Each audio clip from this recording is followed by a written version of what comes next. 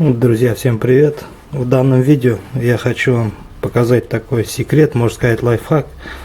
Речь пойдет сегодня о таких вещах, как рулевые наконечники, шаровые, можно сказать стойки стабилизатора, если они имеют вот такой вид конструкции.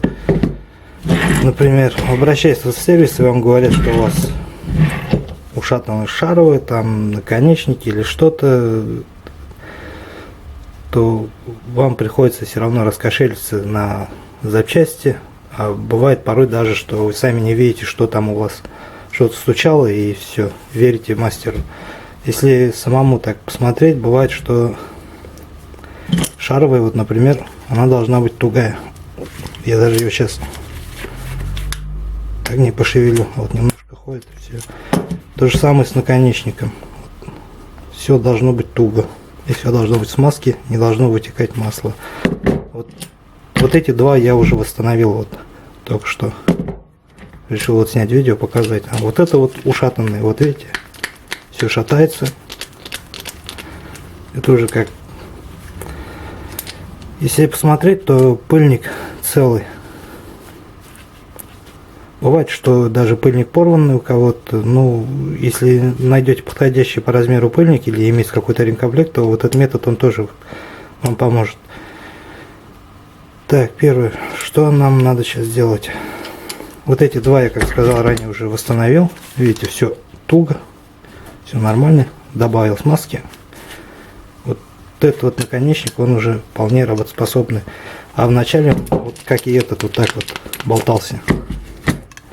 Сейчас он как бы как новый, можно сказать.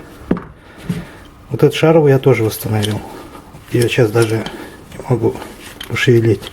Тоже добавил смазки, все закрыл, все нормально. Так, пока эти уберем. Сейчас я вам на примере вот этой вот шаровой опоры покажу, как можно ее реанимировать. Видите, она вся болтается. Первое, что нам надо для этого сделать? Желательно снять, конечно, пыльник. Аккуратненько, если чем-то острым делайте, чтобы не проткнули его. Давайте я лучше сделаю за кадром. Как вскрою, сразу подключусь. Вот, прихватился застопорное колечко. Аккуратно его снимаем. Она пружинистая. Можете улететь.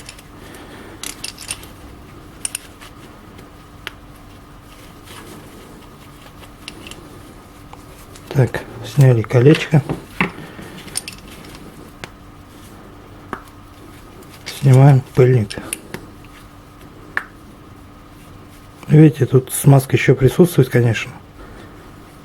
Но она вся, видите, разболтана уже. И вот это вот и на кочках у меня давал стук. Так, сейчас нам надо его желательно, конечно, отмыть. Можно бензином. В данном случае я буду использовать бензин галош. Ну, хватит.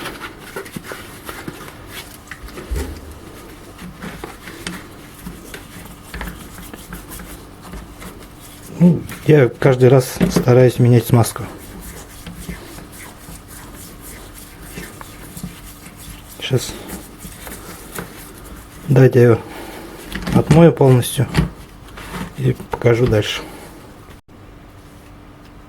Ну все, вот отмыли шаровую, она также болтается. Все внутри промыл, продул, она чистая вся. Сейчас покажу, что будем делать дальше. Для этого нам потребуются тиски. В данном моем случае, так, берем сейчас.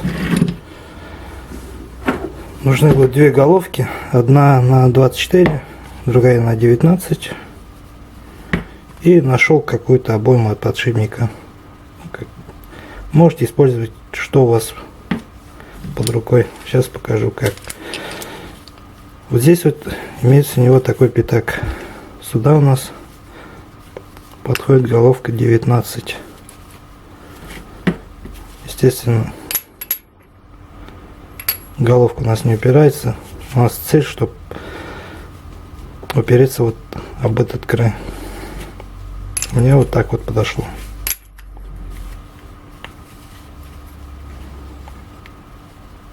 Ну, сейчас покажу далее. Идем к тискам.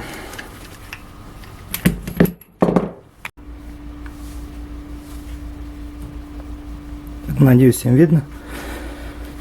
Что будем делать?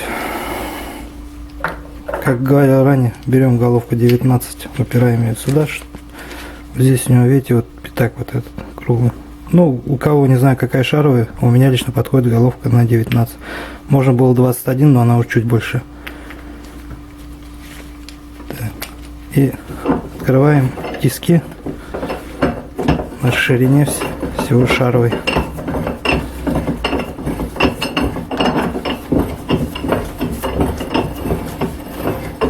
Так, думаю, хватит.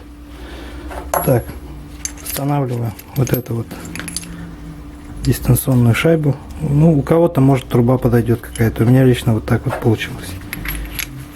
И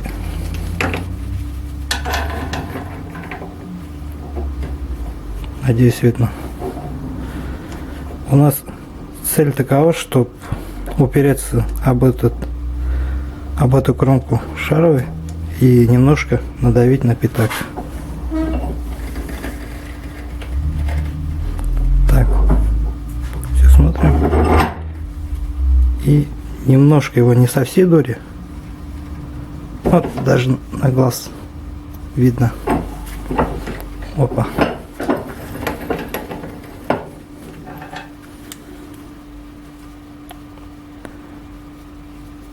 Вот даже видно, что он оставил отпечаток.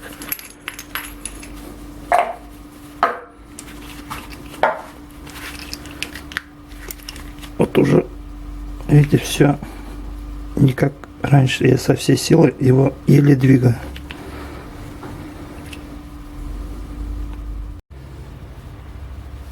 Вот мы ее надавили, видите, даже здесь остались следы. Ну, сейчас он совсем другой. Вот со всей силы пытаюсь его немножко пошевелить. Так, далее проверяем пыльник. Если он у вас не порванный, то можете оставить его. Если нет, то куча есть вариантов. Они взаимозаменяемы. От многих автомобилей они друг к другу подходят. Бывает, что немножко натянуть там, ну, ничего страшного. Так, и сейчас нам надо его смазать. Я буду использовать, не знаю, что попало под руку, шрус. Можно было такую смазку синюю. Ну, это высокотемпературная, я думаю, что там смысла нету ее.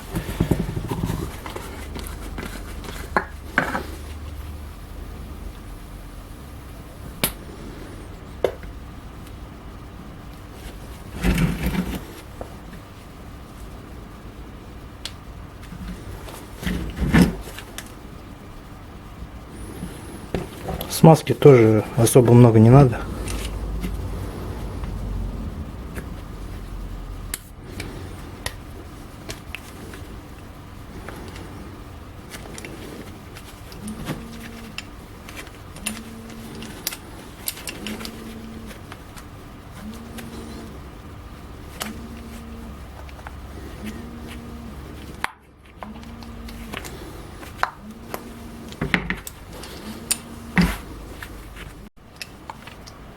Ну вот, шаровый готов. Установил пыльник. Вот смотрите, со всей силой двигаю, как новое. Ну все, в принципе, можно ставить на автомобиль и спокойно ездить. Вот, к примеру, за последние полчаса я восстановил вот одну рулевую тягу. Тоже все хорошо. Шаровую. И еще одну шаровую. Это же на видео показал. Сразу говорю, что понятно, что рулевая тяга все-таки безопасность, рулевое управление, но бывает, что люди приходят в сервис, им говорят, она у вас убита. человек идет, у него денег нет, он покупает какое-то китайское, извините за выражение, дерьмо. Думаю, что вот оригинальный, поджатый, думаю, намного будет лучше и прослужит еще 2 раза больше, чем какой-то аналог китайский. В принципе, все. Сразу говорю, что если она у вас хлам убита, прямо аж там она у вас выбила кромку, и она вся истощилась, то смысла нету вот это вот все проделывать. Конечно, судить все вам.